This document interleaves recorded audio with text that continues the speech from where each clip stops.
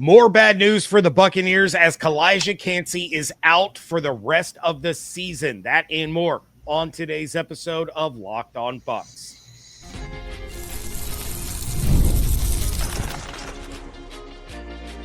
You are Locked On Buccaneers, your daily Tampa Bay Buccaneers podcast. Part of the Locked On Podcast Network, your team every day. What's up, and welcome into this episode of Locked On Bucs, your daily podcast covering the Tampa Bay Buccaneers, part of the Locked On Podcast Network, your team every day. I want to thank you for making Locked On Bucs your first listen review every day. Don't forget you can subscribe or follow for free on YouTube or wherever you get your podcasts. And of course, you can follow along on Twitter. I am James Yarcho at JYarcho_Bucs. He is Evan Klosky at EKlosky WTSP. We are your credentialed members of the media covering the Tampa Bay Buccaneers. Of course, you can check out everything that Evan is doing on 10 Tampa Bay, 10tampabay.com, and the 10 Tampa Bay Plus app. And I am here with you 5 days a week along with the everydayers. And for that, I want to share my appreciation for your continued support of the show. One of the ways you can support the show is become a Locked On Bucs insider. You're going to get news, rumors, updates, general thoughts, one-on-one conversations with me via text message. Go to joinsubtext.com/LockedOnBucs or click the link in the show notes to become an insider today. This episode is brought to you by Mazda. Like our players, we sweat every detail because when you make every move count, pulling off the unexpected is only the beginning. Stay tuned later for highlights in this week's Moving the Game Forward. Mazda, move and be moved. Quickly turning the page to the upcoming game against the New York Jets and Klosky's crystal ball. It was almost clear. Almost. I think we finally worked all the dust off. We've gotten it completely cleaned out. I didn't have a preseason. Yeah. What was I supposed to do? Yeah, we got to do Klosky's crystal ball in the preseason next year. We're going to have to remind ourselves of that. But that's all coming up in a little bit. We have to talk about the injury bug stinging the Bucs once again. Calijah Kancey suffered a torn pectoral muscle Monday night against the Texans. He will have season-ending surgery on Friday. So a player that has been hurt every year of his career is now hurt again. He was supposed to have a major role for the Bucs defense this season. Yeah, 2 games in, and he's gone. Usually it's the first 3 or 4 that he misses. Now he's 2 games in, and he's out for the rest of the year. How do the Bucs fill that hole that he leaves on the defensive line? Yeah, we're going to hear from Todd Bowles what will be today, and hopefully he can leave a dangling carrot out there to say maybe there's a chance he can return in the playoffs. There is precedent of that happening before for people who are injured this early in the season with pec surgery. Avonte Maddox did it. C.J. Gardner-Johnson, Baker Mayfield's best friend, did it. Also, J.J. Watt has done it. But, we'll see what happens there. Getting through the regular season without Calijah Kancey, there is no one-for-one replacement. He is so good at both the first getting after the quarterback, but he's also improved dramatically against the run as well. So I think you're going to see more rotations here. I think you're going to see a Greg Gaines have to play a little bit more on rushing downs, even though he had a sack the other night, throwing a lineman out the club. That was pretty impressive from Greg Gaines. But I would say Gaines on run stuffing downs, and then Elijah Roberts, the 5th-round rookie out of SMU, who has flashed really nicely as somebody who can get after the quarterback. He's still learning kind of Bowles' system and how to stop the run and all that stuff. So while he's learning all that, you can go out there and tell him, hey, obvious passing down situation, let a rip, kid. So that would be my assumption. Luckily for the team, if there's one spot that they are deepest at on the practice squad, it is the defensive line room. They have C.J. Brewer there. They have Adam Gotsis there, who was elevated week 1, who I would imagine is going to have his first crack at getting, on the game day roster. Jason Jones is a player that they snagged late, right before the season, somebody they're working with. Nash Hutmacher, Hutmacher, I don't know. Nash Hutmacher is what I'm going with. Nash Hutmacher.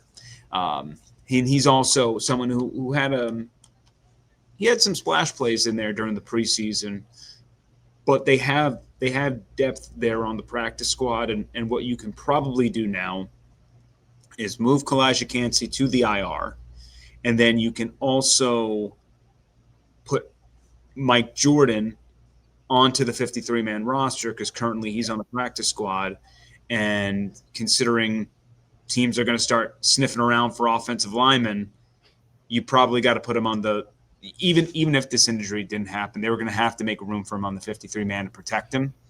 But yeah, I just think that it's going to be you got to do it with multiple bodies. And I know everybody out there wants to immediately go trade.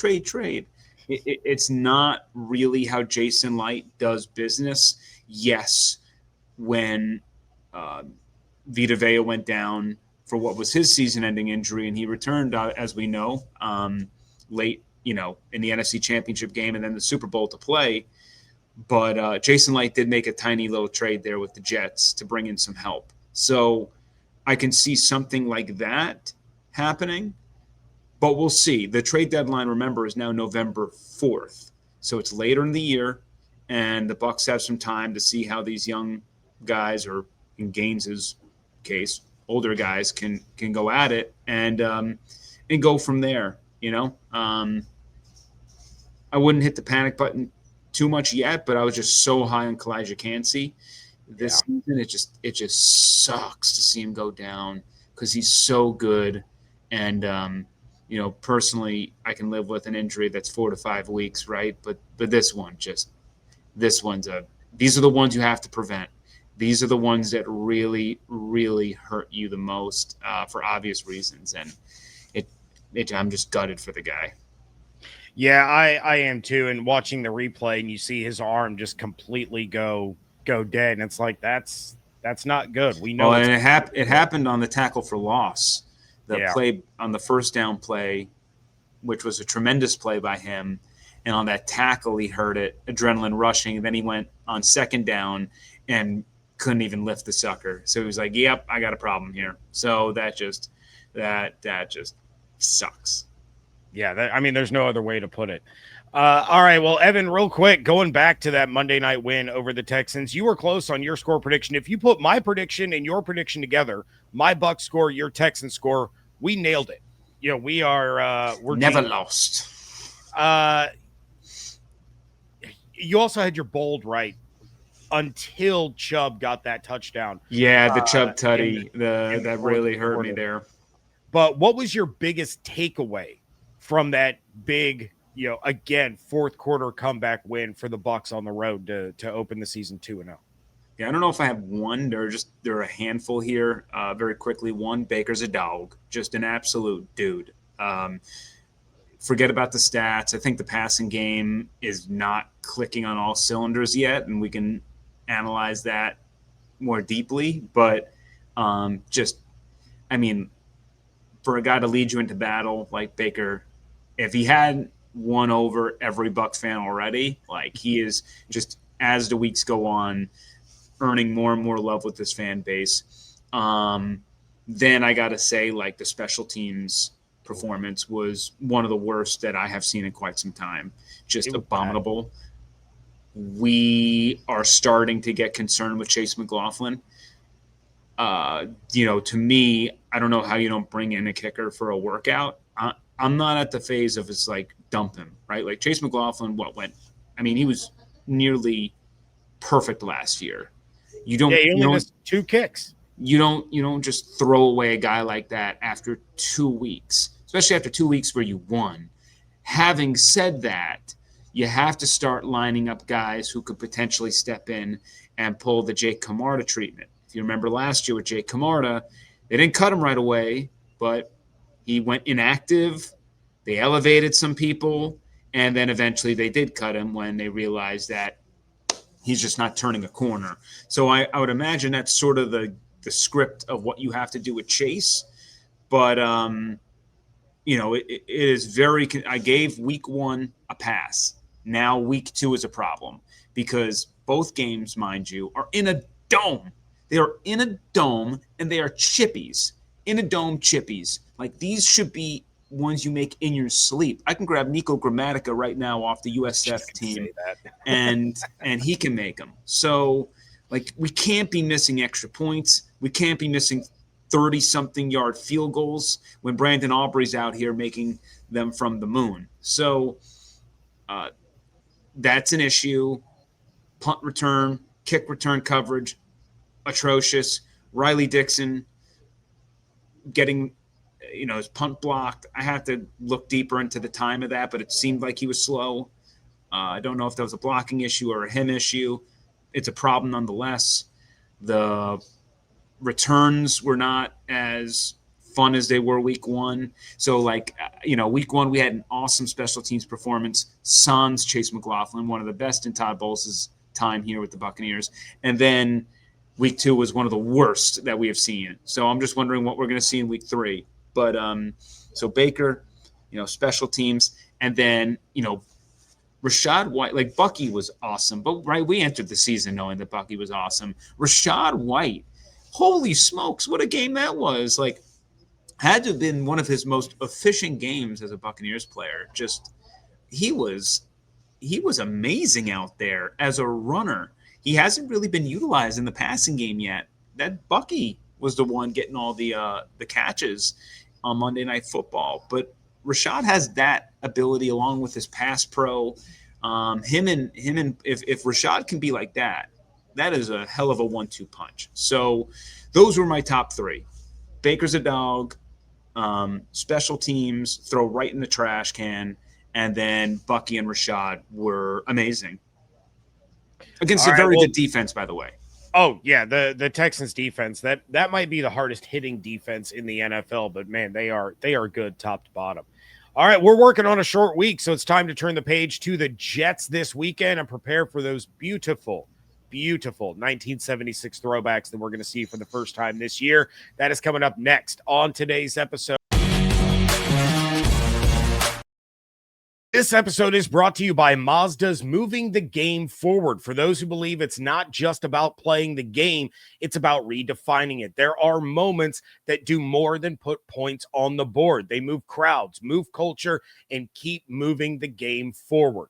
With the game on the line in Houston and facing a 4th and 10, Baker Mayfield took off and scrambled for a big gain in order to extend the drive. After taking 4 sacks and the offense being stagnant much of the second half, the Bucs were able to complete yet another game-winning drive in the fourth quarter thanks to that run. Mayfield found a way to keep their hopes alive and to keep moving forward. When you follow what moves you, the unexpected is only the beginning. And just like there's more to every highlight, there's more to a Mazda vehicle. Mazda, move and be moved. The NFL season is back, and honestly, there's nothing better than being in the stadium surrounded by fans cheering on your team. But let's be honest, getting tickets can be a hassle. Between queues, login screens, prices jumping at checkout, it's frustrating. That's why I use Game Time, the app that gives the advantage back to the fans. Game Time is fast, easy, and backed by Game Time Guarantee. You'll always get 100% authentic tickets delivered on time and at the best price. Plus, all fees are included, so the price you see is the price you pay. Right now, you can grab tickets to the Bucs home opener this weekend against the Jets with those epic 1976 throwbacks on full display for under $100. And it's not just sports. I'm not kidding when I tell you I got concert tickets for my sons and I for tonight with a zone deal, and I haven't paid that little for a concert ticket in over 20 years. Download the Game Time app, create an account, use code LOCKEDONNFL for $20 off your first purchase. Terms apply. Again, promo code LOCKEDONNFL for $20 off. Swipe, tap, ticket, go. Download Game Time today.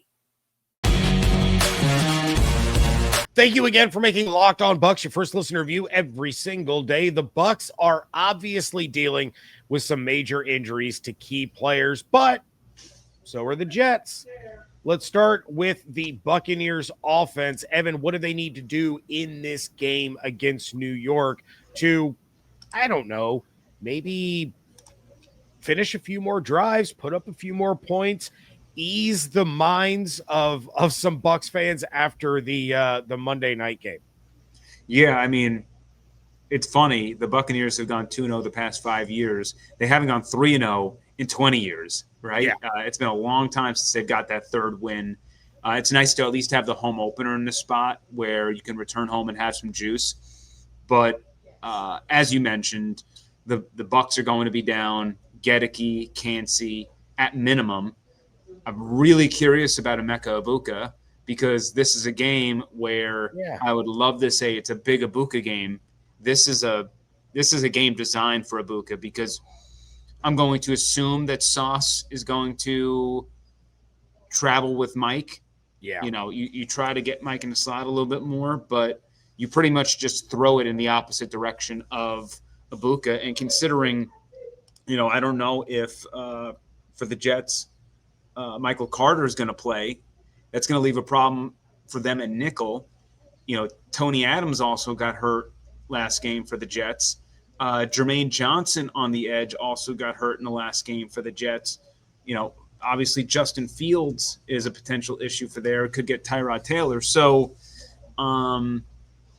this is going to be you try to make it gritty, not pretty sort of deal. Like for the third week in a row. Yeah, it's sad but true. I mean, like it's such a sandwich spot for them. Monday Night Football, then they come home. Luckily, it's a home opener, but they come home to play the Jets, and then that next week you have the Eagles, which is a huge game. If you want to do some things and have a special year, you really want that tiebreaker against the Eagles. Yeah. So that game is objectively more important than the Jets game, but going 3-0 while you're beaten up and banged up sounds pretty darn good to make sure that you can also have that win buffer as well. Man, I don't know what the quick fix is to the passing game. They've gone up against, the Aaron Glenn before, back to his days with the Lions.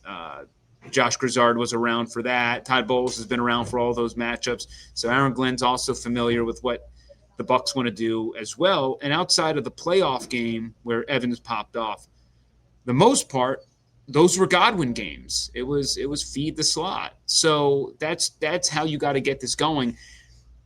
Aaron Glenn likes to play a good chunk of man. I think I saw something around like 32% man, cover one man. Smells like maybe Sterling Shepard could surprise in this game. When it's when I see man-to-man type of stuff, Sterling Shepard's a guy I look at. And then, obviously he's a guy on third downs as well. But don't be surprised if Sterling Shepard has like a 5-6 catch kind of game here. But, yeah, the Jets just gave up a boatload of yards to James Cook last week. Yeah. And if that's the rushing defense that's going to come to Tampa Bay, then you got to just ride Bucky and Rashad. Like, it worked last week against Houston. I don't see why you wouldn't do the same thing, especially with Charlie Heck playing right tackle, and you got a whole jumbled up offensive line here. I do not expect Tristan Wirfs to return for this game. Certainly doesn't make any sense to push him going 2-0 to begin the year. So we talked about it. If they could get out of the first month without Tristan, without Godwin at 2-2, then they were going to be all right. And now they've got the two in the right column so far. So anything else over the next 2 weeks is just, the cherry on top. Yeah. I mean, that's why, like, if you can win this game against the Jets, I know you want to beat the Eagles and it matters a lot, but if you can win this game, you can probably sit Tristan and Chris another week being like, all right, this sucks. I don't love it, but we're going to sit Tristan. We're going to sit Chris. We're going to sit Luke. We'll go 3-1 through the first 4 games. If you told me that before the season, I would have said, hell yes, sign me up.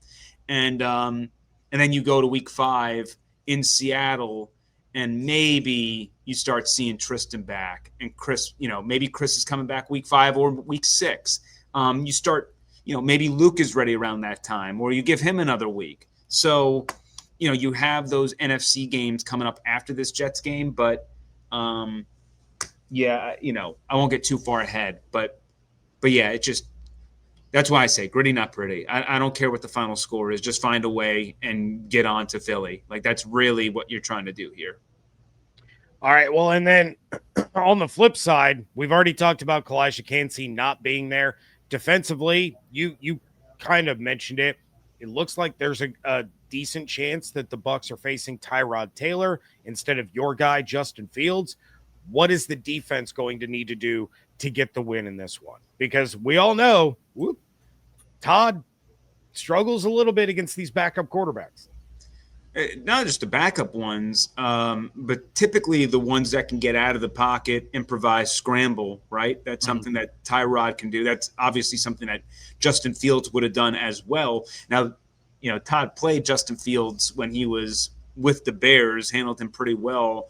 I think if you are going to build a fairly conservative game plan, you would try to force Tyrod to beat you through the air, which is typically a problem for the Buccaneers, considering their passing defense gives up chunks of yards. But look, if you're the Jets, what the Jets want to do is ride Breece Hall and Braylon Allen into your throats. That is something that the Bucs can control, right? We're going to lock it down on defense. We're going to lock it down in the rushing attack. And then tell our secondary, we need you to step up. You just held Nico Collins to, 3 catches? And I know he caught that touchdown ball, but Zion was in good enough position for that. I'm sure he's going to beat himself up over that, but, Nico made one hell of a catch for that tutty. I'm not mad at Zion for that. And you also did pretty well against Drake London in week 1. So if you can shut down Garrett – shut down the run. Let's focus on Garrett Wilson. I mean, revenge game for Tyler Johnson. I don't know. What do they have left out there with Tyrod Taylor throwing them the ball? At some point, I am kind of excited about this secondary. Love what I've seen from Tyke Smith. Man, he's looked good. Oh, yeah. Jacob Parrish. Love what I've seen from him. Love what I've seen from Jamel Dean, to be honest. And then you got Zion McCollum, who I think steady Eddie back there. You got Antoine. Hey, let us put the game in our hands. That's kind of what I would tell Bowles is worry about the run. We're gonna step up for you. The secondary is gonna step up. So they don't have many explosive weapons if you take away Breece and Garrett. And if Tyrod Taylor is going to beat you through the air with all their supplemental pieces, we have some bigger questions to ask. But you think about what's the healthiest unit on this team right now? It's the secondary. That's where you got to put the pressure on this team. And I'm going to be very interested to see what Todd does to maybe handle this, and if we see a little bit more dime. But he, Todd's been really creative the first couple of weeks, moving around Hassan Reddick. I saw Tyke Smith in Levante David's role there, looking like a middle linebacker. It's a bit confusing. So, this isn't necessarily the game where you say you can't, you can probably get by without Cancey in this game. It's, we're going to get into other things where the Eagles is going to be a game where it's going to be I wish you had a guy like Cancey. A little bit. But that's sort of my thoughts there. All right. Well, you all know what time it is. It's Klosky's Crystal Ball. That is coming up next on today's episode of Locked On Bucs. NFL season is here, and FanDuel is making sure you're ready for kickoff with a can't-miss offer. Right now, new customers can bet just $5, and if your bet wins, you'll get $300 in bonus bets to use across the app. FanDuel is where I always go to place all my parlays, my prop bets, my game bets for just about every sport. It definitely adds a little spice to your NFL Sundays. The Buccaneers are 6.5-point favorites over the Jets in the home opener this weekend with an over-under of 44.5. And the Bucs are now minus 180 to win the NFC South, minus 325 to make the playoffs, and plus 2,500 to win the Super Bowl, trailing the Commanders, Rams, Chargers, and Niners. So are you ready to play? Download the FanDuel app now by visiting FanDuel.com to get started. That's FanDuel.com to place your first $5 bet. Wrapping things up here in a WTSP edition of Locked On Bucs, and it's time for Klosky's Crystal Ball. We're right there. We're right there, Evan. Almost. I'm just going to throw this out there. You know, we're going to start with your bold prediction, but if Justin Fields ends up playing, the last time the Bucs had a pick six was against Justin Fields. I'm not saying, I'm just saying, what's your bold?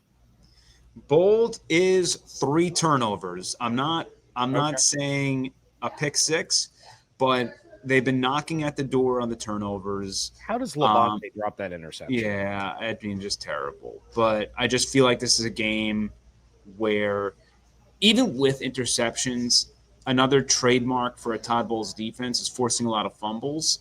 The Jets have fumbled once each of their first 2 games. They have 1 turnover, both are fumbles. I just feel like they're due. And in a game where you don't have Goedeke and Wirfs and Godwin and Cancey and potentially more, this is a game where I feel like everyone raises their level of play, knowing that, hey, we got to step up for all these other pieces that aren't here. I think they're going to have some turnover luck on Sunday, and that's going to be a huge part of this game. I like it. All right.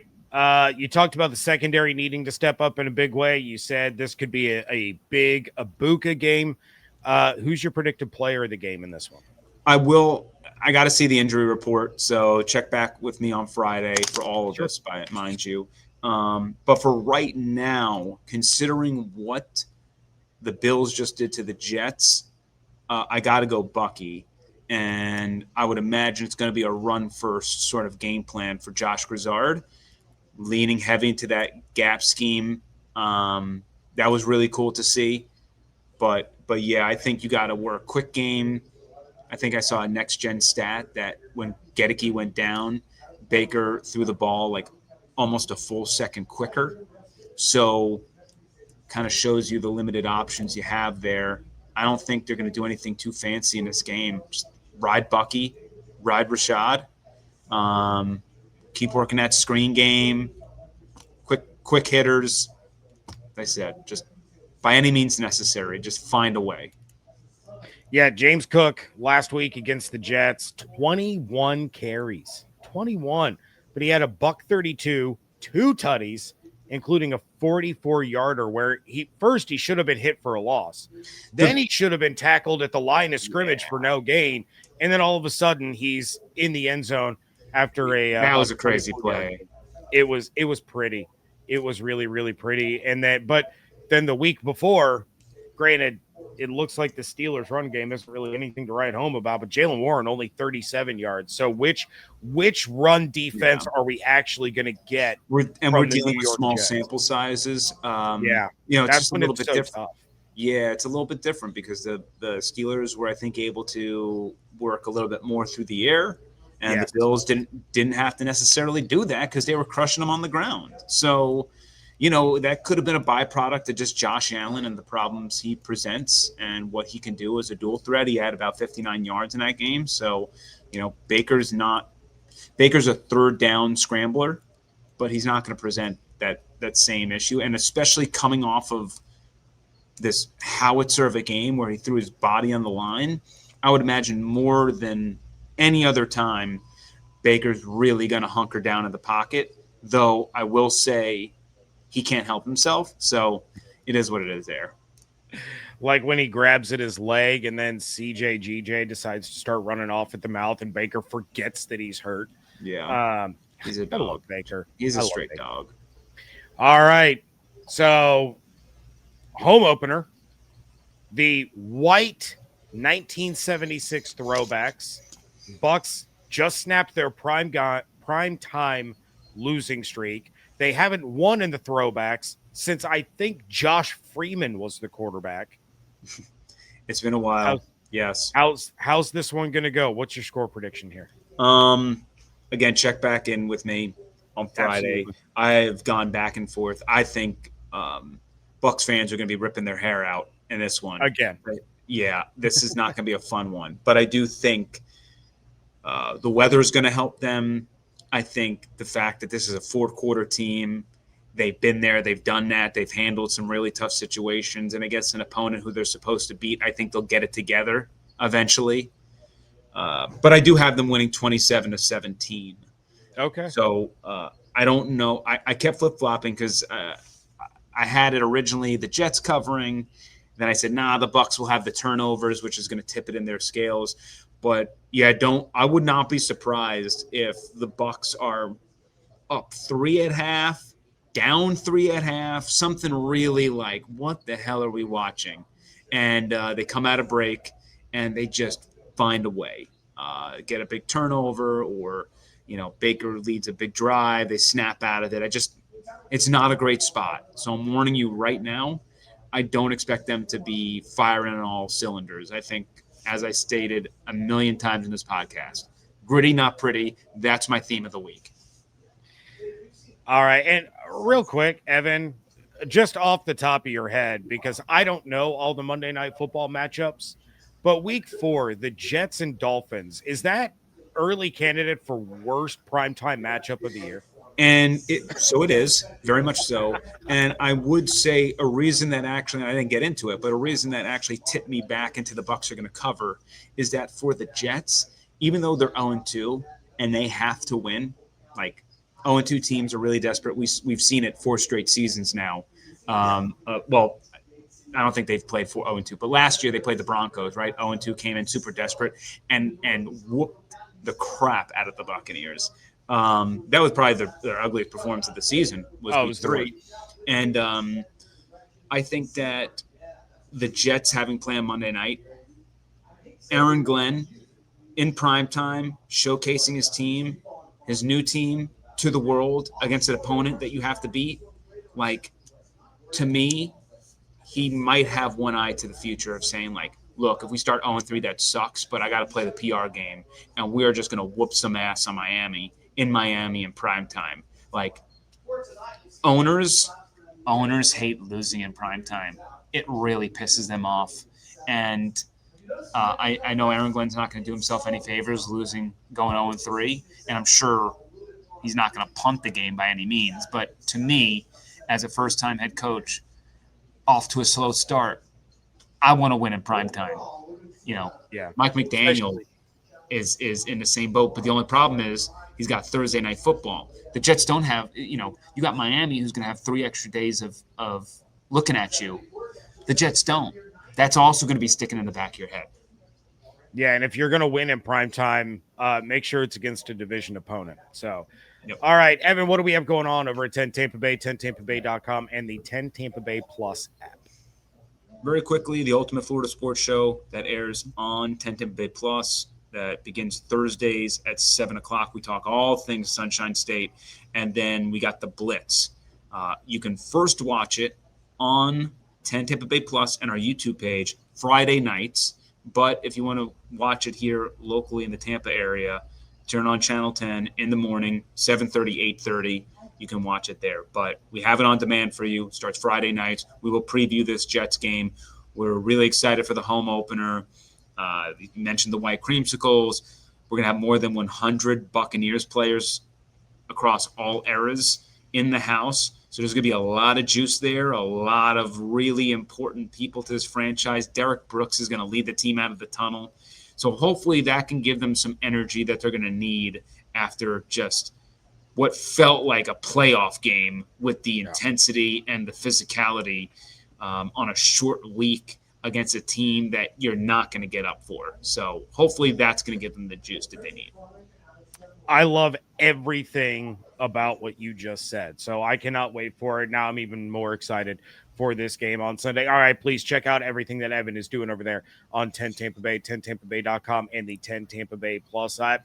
Make sure you're following on Twitter at Locked On Bucs, at JYarcho_Bucs, at eCloskey WTSP. Make sure you're subscribed on YouTube with the notifications turned on, as well as wherever you get your podcasts. Become a Locked On Bucs insider. Go to joinsubtext.com/LockedOnBucs or click the link in the show notes. If you want to support the show, but you don't want to be an insider, even though you should because it's a lot of fun, it's real easy. Like this episode on YouTube, leave a 5-star review wherever you get podcasts. It does help other Buccaneers fans find the show. Hope you all have an absolutely outstanding day. Stay safe, stay healthy, fire the cannons. Want to thank you so much for joining us right here on Locked On Bucs, part of the Locked On Podcast Network, your team every day.